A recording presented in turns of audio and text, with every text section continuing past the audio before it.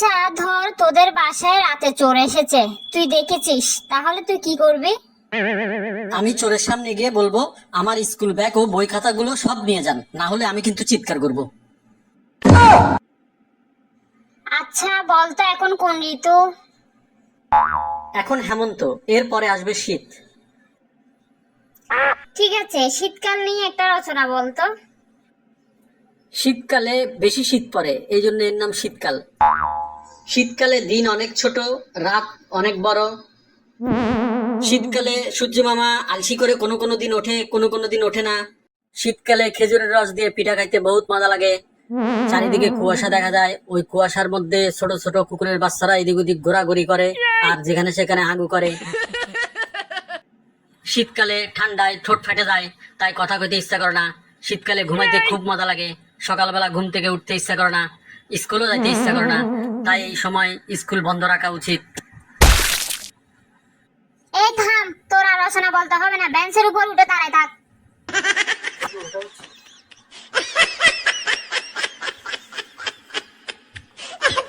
মন্টু, পড়াশোনা ঠিকভাবে শিখে আসছিস তো? প্রশ্ন বলে উত্তর দিতে পারবি তো? জি ম্যাডাম, সব পারবো। আপনি পটপট প্রশ্ন করেন, আমি ঝটপট উত্তর দেব।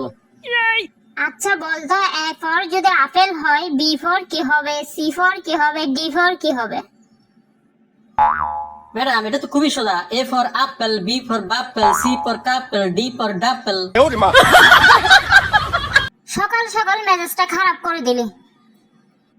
আচ্ছা বলতো, বল্টুর বয়স 6 বছর আগে কেলটুর থেকে 3 গুণ বেশি ছিল, এখন বর্তমান বল্টুর বয়স কত? ম্যাডাম, কাল বল্টুর বাবাকে জিজ্ঞেস করে বল্টুর বর্তমান বয়স কত আপনাকে বলে দিব। কি সাংঘাতিক উত্তর রে বাবা, তোর আর উপরে ক্লাস উঠতে হবে না। আচ্ছা বলতো, একটা আপেলের দাম যদি 5 টাকা হয় আর 10টা আপেলের দাম কত?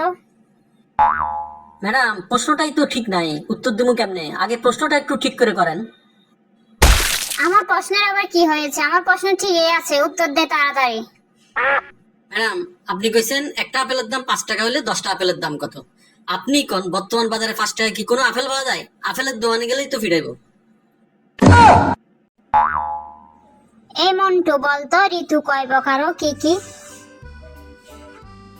6 প্রকার ম্যাডাম। গ্রীষ্ম, বর্ষা, বাবা, কাকা, শীত, বসন্ত। বাবা কাকা? ঋতুর মধ্যে আবার বাবা কাকা করতে আসলো?